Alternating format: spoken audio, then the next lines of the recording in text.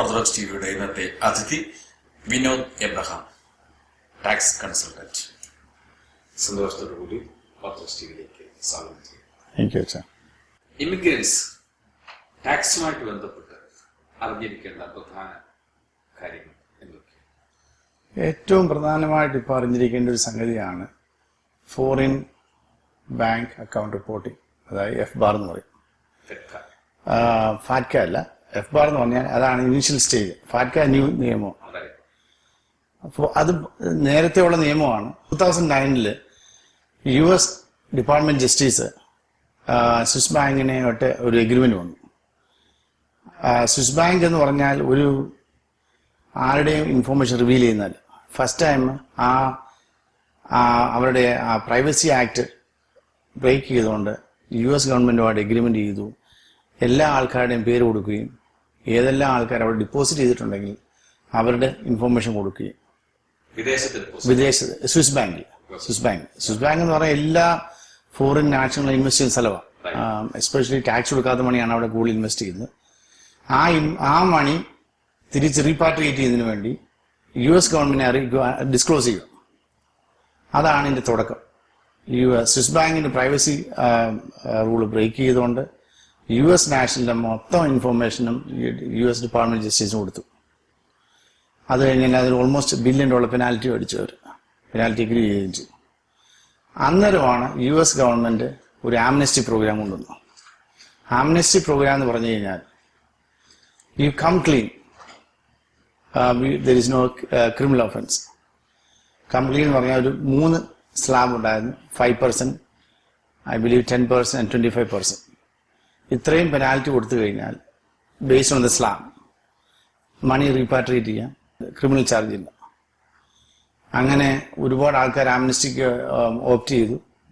ആംനസ്റ്റിക്ക് opt ചെയ്തതിന് ശേഷം almost $5 billion US government കിട്ടിക്കഴിഞ്ഞു almost. And thousands of applicant still pending ആണ്. എന്റെ കേസ് തന്നെ എടുത്ത ഒരു 4 ക്ലയന്റ് ഉണ്ട് ഇത് ആംനസ്റ്റി കൊടുത്ത്. ഇതൊരു കേസ് റിസോൾവ് ആയിട്ടില്ല. കാരണം വെച്ചാൽ ബാക്ക്ലോഗാണ്, വോളിയം ആഫ്റ്റർ വോളിയം കിടക്കുന്നുണ്ട്. അത് ഇതുവരെ റിസോൾവ് ചെയ്തിട്ടില്ല. അതങ്ങോട്ട് ചെയ്യുമ്പോൾ പിന്നെ ആംനസ്റ്റി പീരീഡ് കഴിഞ്ഞപ്പോൾ വീണ്ടും ഒരു ആംനസ്റ്റി പീരീഡ് കൊടുത്തു. അത് ഒരു വർഷം നിന്ന് കഴിഞ്ഞപ്പോൾ ഇത് വളരെ സക്സസ് ആണെന്ന് കണ്ടപ്പോഴത്തേന് അവർ ഓപ്പൺ ആംനസ്റ്റി എന്ന് പറഞ്ഞു. ഓപ്പൺ ആംനസ്റ്റി പറഞ്ഞാൽ anyone can come clean with small percentage of penalty. നമ്മളെ സംബന്ധിച്ചോളം ഈ ഇമിഗ്രന്റ് ആയിട്ടുള്ള നമ്മള് ഇപ്പൊ ഇന്ത്യയിൽ നിന്ന് വരുമ്പോഴായാലും അല്ലെ വേറെ രാജ്യത്തിന് ഇവിടെ വരുമ്പോഴും നമുക്ക് അവിടെ ഒരു അക്കൗണ്ട് കാണും. ആ അക്കൗണ്ട് ടെക്നിക്കലി ഇവിടെ നമ്മൾ US റെസിഡന്റ് ആയിരിക്കുമ്പോൾ US സിറ്റിസൺ ആണെന്നില്ല, ഗ്രീൻ കാർഡ് ആണെന്ന് മാത്രമല്ല, ഏത് ടാക്സ് പേയർ ടാക്സ് കൊടുക്കുന്ന ആളും ഫോം 1040 എന്ന് പറഞ്ഞാൽ US റെസിഡന്റ് ടാക്സ് റിട്ടേൺ അത് ഫയൽ ചെയ്യുന്ന ആൾക്കാർ അതിനകത്തൊരു ചോദ്യമുണ്ട്. Have you ever had a bank account at any time during the year? Any year. എന്ന് പറഞ്ഞാൽ ഇവിടെ കലണ്ടർ ഇയർ ആണ്, January to December ആണ്. Did you have a financial interest or signature authority over a financial account? അത് ഒരു ചോദ്യമുണ്ട്. അത് 99.9% ആൾക്കാരും നോന്നായിരുന്നു. അത് അക്കൗണ്ടന്റുമാർ ചോദിക്കത്തില്ല, ടാക്സ് പേ ക്ലയൻസ് പറയത്തുമില്ല. രണ്ടുപേരിൽ വീക്ക്നെസ് ഉണ്ട്. ഇത് വന്നതോടി ആൾക്കാർക്ക് ഒരു അറിവ് വന്നു ഈ സ്വിസ് ബാങ്കിൽ. മോർ ഓവർ അത് കഴിഞ്ഞ് വേറെ ഏറ്റവും കൂടുതൽ അഫക്ട് ചെയ്ത് HSBC ആണ്. HSBC പറഞ്ഞാൽ നമ്മുടെ ഇന്ത്യ ആൾക്കാർക്ക് വളരെ ക്ലോസ് ആയിട്ടൊരു ബാങ്കാണ്, ഒരുപാട് പ്രസൻസ് ഉള്ള ബാങ്കാണ്. കാരണം വെച്ചാൽ ഹോങ്കോങ് ഷാങ്ഹായ് ബാങ്ക് എന്നത് ഒരു ബ്രിട്ടീഷ് ബാങ്കാണ്. ആ ബ്രിട്ടീഷ് പ്രസൻസ് ഉണ്ട്. നമ്മൾ ബ്രിട്ടീഷ് കോളനിയാണ്. അതിന് ഒരുപാട് ഇന്ത്യൻ ആൾക്കാർ ഇൻവെസ്റ്റ് ചെയ്യുന്ന സ്ഥലമാണ്. അവർക്കൊരു ബാഡ് പ്രാക്ടീസ് ചെയ്തു. അവരിവിടുത്തെ ഹൈ നെറ്റ് വർത്ത് ആൾക്കാരെ സോളിസിറ്റ് ചെയ്തിട്ട് പറഞ്ഞു, you park the money in India abroad, in China, Hong Kong, England, we never going to report. അതൊരു അൺഡിസ്ക്ലോസ് ആയിട്ടൊരു നിയമം. അത് ചുമ്മാ ഒരു ഒഫീഷ്യൽ നിയമമല്ല. ഈ ബാഡ് ബാങ്കിങ് പ്രാക്ടീസ് ആയിരുന്നു. ഈ ബാങ്ക് മാനേജേഴ്സിന് കൂടുതൽ ബിസിനസ് കിട്ടാൻ വേണ്ടി അവർ ഇൻഡിവിജ്വലായിട്ട് സോളിസിറ്റ് ചെയ്ത് അങ്ങനെ ബില്യൺസ് ഓഫ് മണി അവർ ഗ്യാദർ ചെയ്തു. അങ്ങനെ ഇന്ത്യയിലെ ആൾക്കാർ ഒരുപാട് ഹൈ വെൽത്തി ആയിട്ടുള്ള ഇൻഡിവിജ്വൽ US ഉള്ളവരെ ഒരുപാട് മണി അവിടെ പാർക്ക് ചെയ്തു. ഈ മണി പാർക്ക് ചെയ്ത് ടാക്സ് കൊടുത്ത മണിയല്ല. കൂടുതൽ ആൾക്കാരും ഇവിടെ ബിസിനസ്സുകാരായിരിക്കും. ആ മണി ടാക്സ് കൊടുക്കാതെ സ്കിം ചെയ്തിട്ട് അത് ഫോറിൻ കൺട്രീസിൽ ഇൻവെസ്റ്റ് ചെയ്യും. അവരുമായിട്ട് US ഗവൺമെന്റ് അവരുമായിട്ട് ഒരു സെറ്റിൽമെന്റ് വന്നു. അത് almost more than $1 billion US government finalise ചെയ്തിട്ട് അവരെന്ത് ചെയ്തു, അത് ഇന്ത്യൻ പേപ്പറിലെല്ലാം വന്നതാണ്, ഡിസ്ക്ലോസ് ചെയ്തു. അവരെല്ലാവരുടെയും സോഷ്യൽ സെക്യൂരിറ്റി നമ്പരും US ഡിപ്പാർട്ട്മെന്റ് ജസ്റ്റിസ് കൊടുത്തു. എന്നിട്ട് അവർ പറഞ്ഞു amnesty period, you come report it, pay the penalty and there is no headache. അത് ഇവോൾവ് ചെയ്ത് കഴിഞ്ഞാണ് ഇത് US ഗവൺമെന്റ് മനസ്സിലായത് lot of potential, lot of money involve. They come with new concept called FATCA. FATCA എന്ന് പറഞ്ഞാൽ foreign tax compliance act. അതൊരു global taxing സ്കീമാണ്. 10ലാണ് പാസ്സായി എനാക്ട് ചെയ്തെങ്കിൽ തന്നെ ഇംപ്ലിമെന്റ് ചെയ്തത് 2014ലാണ്. ആ ഇംപ്ലിമെന്റ് ചെയ്തതിന് ശേഷം അതിന്റെ നിയമം എന്ന് പറഞ്ഞു കഴിഞ്ഞാൽ any bank, financial institution want to do business with India, US, they have to report the people having an asset of $50,000 or more. അത് ചെയ്തില്ലെങ്കിൽ അവർ US ഗവൺമെന്റ് ഒരു ബിസിനസ് ചെയ്യാനൊക്കത്തില്ല. ഇമ്പോർട്ട് എക്സ്പോർട്ട് ഒരു വയർ ട്രാൻസ്ഫർ ഒന്നും ചെയ്യാനൊക്കത്തില്ല. No, financial asset, cash, stocks, അങ്ങനെയുള്ള കാര്യങ്ങൾ. മോണിറ്ററി ആസറ്റ്സ് ഇൻസ്ട്രുമെന്റ് ആണ് ഉണ്ടെങ്കിൽ അത് റിപ്പോർട്ട് ചെയ്തിരിക്കണം. അത് ഇംപ്ലിമെന്റ് ചെയ്തു. അത് ഇന്ത്യയിലൊക്കെ ഇപ്പം ആൾക്കാർ എന്റെ അറിവൻസ് ഇന്ത്യ സൈൻ ഓഫ് ചെയ്തിട്ടുണ്ട്.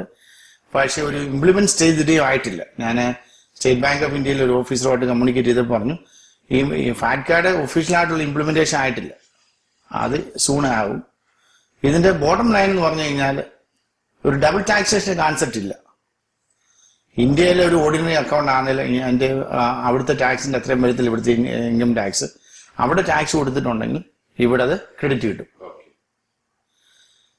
അതാണ് ഇതിന്റെ ബേസിക് ആയിട്ടുള്ളൊരു കോൺസെപ്റ്റ്. പിന്നെ ഇപ്പം ഫസ്റ്റ് ജനറേഷൻ ഇവിടെ വന്നു, US ആദ്യത്തെ ഇമിഗ്രന്റ് വന്നു, അവരുടെ കുഞ്ഞുങ്ങളായി, അവർക്ക് ഇന്ത്യയിൽ ഒരുപാട് വെൽത്ത് അക്യുമുലേറ്റ് ചെയ്തിട്ടുണ്ട്. അതാണ് അടുത്ത ഒരു പ്രധാനപ്പെട്ട ഒരു ഹാർട്ട് ടോപ്പിക്സ്. കാരണം വെച്ചാൽ ആദ്യത്തെ ജനറേഷൻ ഇപ്പം 60, 65, 70 അങ്ങനെ മേലോട്ട് പോവാണ്. അവരുടെ കാലം കഴിഞ്ഞാൽ ഒന്നാമത്തെ കാര്യം അവരുടെ കുഞ്ഞുങ്ങൾക്ക് എന്തോ വാട്സ് ഹാപ്പനിങ് ഇനി അറിയത്തില്ല. അത് ക്ലിയർ ചെയ്യുന്നതാണ് ഏറ്റവും നല്ലൊരു ബ്ലെസ്സിങ് അവരുടെ ജനറേഷന് ആ വെൽത്ത് കണ്ടിന്യൂ ചെയ്യാൻ വേണ്ടി. അത് ചെയ്യുമ്പോൾ ഇപ്പം എനിക്കൊരു റബ്ബർ എസ്റ്റേറ്റ് ഇന്ത്യയിലുണ്ടെങ്കിൽ അത് വിൽക്കുവാണെങ്കിൽ ഇവിടുത്തെ ഒരു ലാൻഡ് വിൽക്കുന്ന സെയിം ട്രീറ്റ്മെന്റ്. അത് അവിടെ ടാക്സ് കൊടുത്തിട്ടുണ്ടെങ്കിൽ അത് ക്രെഡിറ്റ് ഇവിടെ കിട്ടുകയും ഇവിടെ ഒരു ഫയൽ ചെയ്യുമ്പോൾ എങ്ങനെ ഇവിടെ ഒരു അസറ്റ് ഡിസ്പോസ് ചെയ്യുന്നു ആ സെയിം ലോ ആപ്ലിക്കേഷൻ അനുസരിച്ച് ഇവിടെ അത് ടാക്സ് US ടാക്സിന് ഡിസ്ക്ലോസ് ചെയ്യണം. അതൊരിക്കലും ഡബിൾ ടാക്സേഷൻ അല്ല. പക്ഷെ അത് ചെയ്തില്ലെങ്കിലുള്ള ദോഷം എന്ന് പറഞ്ഞു കഴിഞ്ഞാൽ അത് criminal offence. Civil and defence പറഞ്ഞാൽ ഇപ്പോൾ ഒരു ഐറ്റം മിസ്സായി കഴിഞ്ഞാൽ ടാക്സ് റിട്ടേൺ 3 വർഷം കഴിഞ്ഞാൽ സ്റ്റാറ്റ്യൂട്ട് എക്സ്പയർ ആവും. ക്രിമിനൽ ഒഫൻസ് പറഞ്ഞാൽ സ്റ്റാറ്റ്യൂട്ട് എക്സ്പയറേഷൻ ഇല്ല. They can go in indefinite period at least 6 months. Statute void ആവും. അതിനകത്ത് any time you can go back. പിന്നെ വേറെ പ്രശ്നം ക്രിമിനൽ ആകുമ്പോൾ you cannot deal handle, you have to hire an attorney. അത് വളരെ എക്സ്പെൻസീവ്. ഒരു മണിക്കൂറിന് ഒരു US ഒരു നല്ലൊരു അറ്റോർണി ടാക്സ് അറ്റോർണിക്ക് ഉണ്ടെങ്കിൽ മിനിമം $600, $550 to $600 വേണം ഒരു മണിക്കൂർ കൺസൾട്ടേഷൻ. അതൊരു വളരെ ഹാർഡ് ടോപ്പിക്കാണ്. അത് വളരെ കെയർഫുൾ ആയിട്ട് ചെയ്യേണ്ട കാര്യമാണ്. ഇപ്പം lot of accounts getting aware of this one and people also getting aware of this one. I recommend everybody who listen to this subject ask their tax accountant who are preparing the return about this FBAR. FBAR means Foreign Bank Account Reporting. Adinte form we called form 114 and adinte deadline tax return deadline രണ്ടും difference ആണ്. Tax return നമുക്ക് extension കൊടുക്കാം. April 15 എന്നുള്ള extension എടുത്താൽ 6 months കിട്ടും. ഇതിന് extension ഇല്ല. June 15 ആണ് ഡെഡ്ലൈൻ. June 15 മുമ്പ് അത് ഫയൽ ചെയ്യണം. ഫയൽ ചെയ്തില്ലേ അത് violation. Every year current year എന്ന് പറയുമ്പോൾ ഫസ്റ്റ് ഇപ്പം ഫയൽ ചെയ്യുവാണ്. 2014 ഇപ്പം ഫയൽ ചെയ്യുവാണ്. June 15 മുമ്പ് അത് ഫയൽ ചെയ്തിരിക്കണം. അതും ടാക്സ് റിട്ടേണുമായിട്ട് ബന്ധമുണ്ട്. പക്ഷേ ടാക്സ് റിട്ടേൺ എക്സ്റ്റൻഷൻ ആണെങ്കിൽ ഇത് എക്സ്റ്റൻഷൻ ഓട്ടോമാറ്റിക് എക്സ്റ്റൻഷൻ കിട്ടുന്നില്ല. ഇത് ഫയൽ ചെയ്തിരുന്നേ പറ്റും. 3 കമ്പോണന്റ് ഉണ്ട്. ഒന്ന് ഇപ്പൊ നമുക്ക് അവിടെ അക്കൗണ്ട് ഉണ്ടെങ്കിൽ ഇഫ് എനിത്തിങ് ലെസ് ദാൻ $10,000 അതിനകത്തൊരു ചോദ്യമുണ്ട്. whether you have any account in a foreign country, are you signatory of any bank account in any financial in a foreign country? അത് ഏസ് കൊടുത്തു കഴിഞ്ഞാൽ second question if anything more than $10,000. If anything more than $10,000 എന്ന് പറഞ്ഞു കഴിഞ്ഞാൽ ആയിക്കഴിഞ്ഞാൽ they ask which country. നമ്മുടെ കേസിൽ അത് ഇന്ത്യ എന്ന് റിപ്പോർട്ട് ചെയ്യും. അത് ചെയ്തു കഴിഞ്ഞാലാണ് ഈ ഫോം 114 എന്ന് പറഞ്ഞു കഴിഞ്ഞാൽ foreign bank account reporting file ചെയ്യണം. അതിൻ്റെ ജൂൺ 15. അതിനകത്ത് പറയുന്നത് നമ്മുടെ നെയിമും ബാങ്കിന്റെ ഇൻഫോർമേഷനും അഡ്രസ്സും എത്ര അക്കൗണ്ടിന്റെ ഈ ഹയസ്റ്റ് ആഗ്രിഗേറ്റ് ബാലൻസ് ഒരു ദിവസം 10,000 വന്നു കഴിഞ്ഞാൽ ഇപ്പൊ ഇന്ന് ഒരു ജാനുവരി 15 ഒരു $10,000 ഡെപ്പോസിറ്റ് ചെയ്താൽ ജാനുവരി 16 0 ആയാലും 2015 ടാക്സ് റിട്ടേൺ ഫയൽ ചെയ്യുമ്പോൾ which is next year you are subject to FBAR reporting, foreign bank account reporting. Any single day 10,000 or more. അതാണ് സെക്കൻഡ് റിപ്പോർട്ട്. എഗെയിൻ അതിനകത്തൊരു ടാക്സ് ഇംപ്ലിക്കേഷൻ ഇല്ല. ടാക്സ് എന്ന് പറഞ്ഞു കഴിഞ്ഞാൽ നമുക്ക് ഇൻട്രസ്റ്റ് ഏൺ ചെയ്തിട്ടുണ്ടെങ്കിൽ അതിനിവിടെ ഇവിടെ ടാക്സ് കൊടുക്കണം. അത് ഇന്ത്യയിൽ ടാക്സ് കൊടുത്തിട്ടുണ്ടെങ്കിൽ അത് നമുക്ക് ഇവിടെ ക്രെഡിറ്റ് കിട്ടും. ഇൻട്രസ്റ്റ് എത്ര വരെ? ഇൻട്രസ്റ്റ് ലിമിറ്റ് ഇല്ല. ഇനിയാമോ അത് ഒരു ത്രഷോൾഡ് നമ്മൾ ഫയൽ ചെയ്യുന്നുണ്ടെങ്കിൽ $1 കാണിച്ചേ പറ്റും. മിനിമം റിപ്പോർട്ടിംഗ് ഇവിടെ ഉണ്ട് $110. ഇവിടെ ഫോം റിപ്പോർട്ട് ചെയ്യത്തില്ല. പക്ഷെ നമ്മളതല്ല, we are voluntarily subject to reporting. Only thing വളരെ ക്രൂഷ്യലായിട്ട് ചെയ്യുന്നതാണ് അത് ഈ ഫോറിൻ ബാങ്ക് അക്കൗണ്ട് റിപ്പോർട്ടിംഗ്. അത് ഇതിന്റെ ഇമ്പോർട്ടൻസ് മനസ്സിലാക്കി കഴിഞ്ഞാൽ അതിന്റെ കോൺസിക്വൻസ് മനസ്സിലാകത്തുള്ളൂ. കാരണം വെച്ചാൽ ഇത് ചെയ്തില്ല ദോഷം ഒന്ന് പിടിച്ചു കഴിഞ്ഞാൽ ഇപ്പൊ നമ്മുടെ അക്കൗണ്ട് എങ്ങനെയാ പിടിക്കുന്നത്? Probability of catching is maybe less than 5% or maybe less than 2%. പക്ഷെ what if something happen? Then if it depends on the threshold, it can become a criminal offense. Criminal offense is a lot of headache, lot of money. അതിന്റെ subject penalty എന്ന് പറഞ്ഞു കഴിഞ്ഞാൽ almost the 100% goes to penalty. If they found that you have $100,000 sitting in an Indian account, and the moment they found out, you don't longer get that money. You owe more than money, plus litigation cost, plus all the suffering go through because litigation. That will, and plus even based on the severity of the threshold of the money, you can end up in jail too. That's the most important thing. Our first generation people need to understand it. Having money in foreign account is a blessing. You get a lot of interest, but you have to pay the price. You have to pay the fair share to U.S. government because you are a resident of the United States. Tax filing, there is a planning record. That is a throughout the year process. നമ്മുടെ community എന്ന് പറഞ്ഞാൽ almost 90+% ജോലിക്കാരാണ്. അത് most of the എംപ്ലോയറും അവര് 401kയും അല്ലെങ്കിൽ hospital ആണെങ്കിൽ 403bയും non profit ആണെങ്കിൽ 450, government ആണെങ്കിൽ 457, ഇങ്ങനെ 3 പ്ലാൻ ഉണ്ട് അതിനകത്തുണ്ട്. അത് ചേരുക എന്നുള്ളതാണ് മോസ്റ്റ് ഇമ്പോർട്ടൻറ്റ് തിങ്. അത് 50 വയസ്സ് താഴെയുള്ള ആളാണെങ്കിൽ ഇപ്പോഴത്തെ വെച്ച് $18,000 കോൺട്രിബ്യൂട്ട് ചെയ്യും. ഇനി 50 വയസ്സ് കൂടുതലാണെങ്കിൽ $24,000 വരെ നമുക്ക് ടാക്സ് ഡിഫർ ചെയ്യാം. ദാറ്റ് മീൻസ് നമ്മളിപ്പം ഹസ്ബൻഡും വൈഫും കമ്പൈൻഡ് ഫയൽ ചെയ്യുകയാണെങ്കിൽ അണ്ടർ 50 ആണെങ്കിൽ 36,000 നമുക്ക് ഡിഫർ ചെയ്യാൻ ഒക്കും. അതിന്റെ ഗുണം എന്ന് പറഞ്ഞാൽ the younger you are better the growth. ആ ഗ്രോത്ത് എന്ന് പറഞ്ഞാൽ ടാക്സ് ഡിഫേർഡ് ഗ്രോത്ത് ആണ്. അതാണ് അതിന്റെ ബ്യൂട്ടി.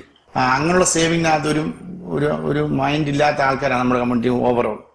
എന്റെ ടാക്സ് പോപ്പുലേഷൻ എടുത്തു കഴിഞ്ഞാൽ നല്ല ശതമാനം നമുക്ക് why you want to save for 60. പക്ഷെ 60 എന്നുള്ള കോൺസെപ്റ്റ് ഇല്ല. നമുക്ക് every stage of life we need money. ഇപ്പൊ അത് ഇപ്പൊ ഇട്ടില്ലേനുള്ള ദോഷം എന്ന് പറഞ്ഞു കഴിഞ്ഞാൽ വി പേ ടു ഗവൺമെന്റ്. ഈ $18,000 രണ്ട് ഹസ്ബൻഡും വൈഫും ആണെങ്കിൽ $36,000 എന്ന് പറഞ്ഞാൽ ഇനി ഒരു ആവറേജ് ടാക്സ് നമ്മുടെ ആൾക്കാരെന്ന് പറയുന്ന ഒരു 20% ബ്രാക്കറ്റ് നമ്മൾ വരും. 20 to 25% നമ്മുടെ കമ്മ്യൂണിറ്റി വരുന്നത്. അപ്പോൾ ഓൾമോസ്റ്റ് ഒരു $7,000 നമ്മൾ സേവ് ചെയ്യും അതിനകത്ത്. അത് ഇട്ടില്ലാത്ത വർഷം അത്രയും ഗവൺമെന്റ് നമ്മൾ ടാക്സ് കൊടുത്തിരിക്കും. പിന്നെ ഇട്ട് കഴിഞ്ഞാൽ അഡ്വാൻസ് എന്ന് പറഞ്ഞാൽ ഈ ഇത്രയും മണി അത് എടുക്കുന്നതിനും വരെ 15.5 years വരെ ടാക്സ് ഡിഫേർഡ് ആയിട്ട് ഗ്രോ ചെയ്തുകൊണ്ടിരിക്കും. അതിന്റെ ഗ്രോത്ത് പറഞ്ഞാൽ എക്സ്പോണൻഷ്യലാണ്. അതാണ് വേറെ ഗുണം. സെൽഫ് എംപ്ലോയിഡ് ആണെങ്കിൽ വേരിയസ് സ്കീമുണ്ട്. സഫയർ, സോളോ 401k, അങ്ങനെ പല പല റിട്ടയർമെന്റ് സ്കീമുകളും അതിന് അവർക്കും ചേരാവുന്നതാണ്. ന്യൂയോർക്ക് സ്റ്റേറ്റ് ആണെങ്കിൽ ഒരു ഗുണമുണ്ട്. up to $20,000. If you are a resident of New York State, New York Cityക്കും അത് $20,000 വരെ ഹസ്ബൻഡിനും $20,000 വൈഫിനും ടാക്സ് കൊടുക്കണ്ട. സ്റ്റേറ്റും സിറ്റി അതും ഒരു അഡീഷണൽ ബ്ലെസ്സിംഗ് ആണ്. ഇതാണ് some of the things we need to look into that. ഒന്നാമത്തെ ചോദ്യം, ഈ ക്ലർജി ടാക്സ് കാണിക്കേണ്ടതിന്റെ ആവശ്യകത അതിനെക്കുറിച്ച് ഒന്ന് മനസ്സിലാക്കാം. ക്ലർജി എന്ന് പറഞ്ഞാൽ നമുക്കൊരു ഓവറോൾ ഒരു കൺഫ്യൂഷൻ ഉള്ളതെന്ന് പറഞ്ഞാൽ അതോ ഇഗ്നറൻസ് ആണോ അവോയ്ഡ് ചെയ്യുവാണോ എനിക്കറിയത്തില്ല. നമ്മൾ എസ്പെഷ്യലി നമ്മുടെ കമ്മ്യൂണിറ്റി കാണുന്നൊരു പ്രവണത എന്ന് പറഞ്ഞാൽ ടി എന്നും പറഞ്ഞൊരു കോൺസെപ്റ്റാണ് പോകുന്നത്. ഈ ടി എന്ന് പറഞ്ഞാൽ ആക്ച്വൽ ട്രാവൽ അലവൻസ് റീഇംബേഴ്സ്മെന്റേ ഉള്ളൂ. ഇപ്പം മൈലേജ് ആണെങ്കിൽ മൈലേജ് കൊടുക്കും, ആക്ച്വൽ കോസ്റ്റ് അത് ആക്ച്വൽ കോസ്റ്റ്. അതല്ലാതെ ടി എന്ന് പറഞ്ഞൊരു $18,000 എഴുതിയെടുക്കാൻ ഒക്കത്തില്ല, ഒരു $24,000 എടുക്കാൻ ഒക്കത്തില്ല. അത് ഫുള്ളി സബ്ജക്റ്റ് ടാക്സ് ആണ്. ടി എന്നൊരു വാക്ക് ഉപയോഗിച്ചാണ് നമ്മുടെ ചർച്ചകൾ ഇപ്പോൾ എല്ലാം ഉപയോഗിക്കുന്നത്. അത് വളരെ ഇല്ലീഗലായ ഒരു ആക്ടിവിറ്റിയാണ്. അത് അവയർനെസ് ഇല്ലാത്തതുകൊണ്ടാണോ, അതോ ലീഡർഷിപ്പ് അതിനകത്ത് ആക്റ്റീവ് റോൾ എടുക്കാത്തതുകൊണ്ടാണോ, അതോ they don't want to listen, ഇത് ഏതാണ് അറിയുന്നില്ല. പക്ഷെ അതിനകത്ത് റെസ്പോൺസിബിലിറ്റി എന്ന് പറഞ്ഞാൽ ഒരു പ്രീസ്റ്റ് എന്ന് പറഞ്ഞു കഴിഞ്ഞാൽ US ലോ അനുസരിച്ച് സ്റ്റാറ്റ്യൂട്ടോറി സെൽഫ് എംപ്ലോയ്ഡ് എന്ന് അറിയപ്പെടുന്നു. സ്റ്റാറ്റ്യൂട്ടോറി സെൽഫ് എംപ്ലോയ്ഡ് എന്ന് പറഞ്ഞാൽ you are employee for the income tax, പക്ഷേ ഡെസിഗ്നേഷൻ വാ യു ആർ സെൽഫ് എംപ്ലോയ്ഡ്. എന്താ സെൽഫ് എംപ്ലോയ്ഡ് എന്ന് പറഞ്ഞാൽ you get only 1099. They can get W-2, but you are legally supposed to get only 1090. That means you are responsible for both employer and employee social security. ഇപ്പോഴത്തെ അനുസരിച്ചാണ് 15.3, 7.65 federal personal ലെവലും 7.65 employer provide ചെയ്യുന്നത്, which is both അച്ഛന്മാരാണ് responsible. പിന്നെ അതിൻ്റെ ഒരു merit എന്ന് പറഞ്ഞു കഴിഞ്ഞാൽ you can write of any ordinary നെസറി expense. ഇപ്പം വെസ്റ്റ് എല്ലാം അച്ഛൻ്റെ എല്ലാ വിധമായ കാര്യങ്ങളും ട്രാവൽ ചെയ്യണം എല്ലാം ഇതിനകത്ത് ഡിഡക്ട് ചെയ്യാം. ഒരു മണി ഫ്രീ അല്ല. ഇത് ചർച്ച് നോൺ പ്രോഫിറ്റ് ആണെന്ന് പറഞ്ഞാൽ അച്ഛന് കിട്ടുന്ന ഇൻകം നോൺ പ്രോഫിറ്റ് അല്ല, അത് they are strictly subject to US tax. പിന്നെ ഒരു എക്സെപ്ഷൻസ് ഉണ്ടെന്ന് പറഞ്ഞു കഴിഞ്ഞാൽ ഹൗസിംഗ് അലവൻസ് എന്ന് പറഞ്ഞ് പോകുന്നുണ്ട്. അച്ഛന്മാർക്ക് ഒരു പ്രത്യേക ഒരു കാറ്റഗറി US ടാക്സ് കോഡിനകത്തുള്ളതാണ്. They are housing allowance exclude ചെയ്യുക ഇൻകം ടാക്സിന്. അത് ചുമ്മാതെ ഡിസൈഡ് ചെയ്യാൻ പറ്റില്ല, ചർച്ചിന്റെ ബോർഡ് പാസ്സാക്കണം. ഓർഡിനറി ആൻഡ് നെസറി ഉള്ള housing allowance, may be you need $2,000 to support the housing, utility, electricity, rent, all those income and housing allowance. അത് ബോർഡ് പാസ്സായി കഴിഞ്ഞാൽ ആ 12,000 times 2,000 times 12 means $24,000. You don't pay any income tax. But you pay social security tax. That's mandatory. Social security എന്ന് പറഞ്ഞാൽ it's not an income tax. It's going in your own account. Whenever you're ready to retire, you're going to get a portion of the money back. മറ്റേതെങ്കിലും രാജ്യത്ത് പോയി property on ചെയ്യാനായിട്ട് അതിനകത്ത് യാതൊരു restriction ഇല്ല. ഏത് രാജ്യത്ത് റെസ്ട്രിക്ഷൻ ഇല്ല. പ്രോപ്പർട്ടി എന്ന് പറഞ്ഞാൽ ഡിസ്ക്ലോഷറിന്റെ ഒരു ഇൻഫർമേഷൻ ഇല്ല. But whenever you dispose it, you have to report it. Just like if you are a land, if I have a land, for example, I have a property in land. Whenever I sell it, the income coming, I had to report it. Whenever I dispose it, I had to report it. It's the same thing. But you can only have property anywhere in the world. There is no restriction. Thanks for giving us. Thank you, sir. Really appreciate it.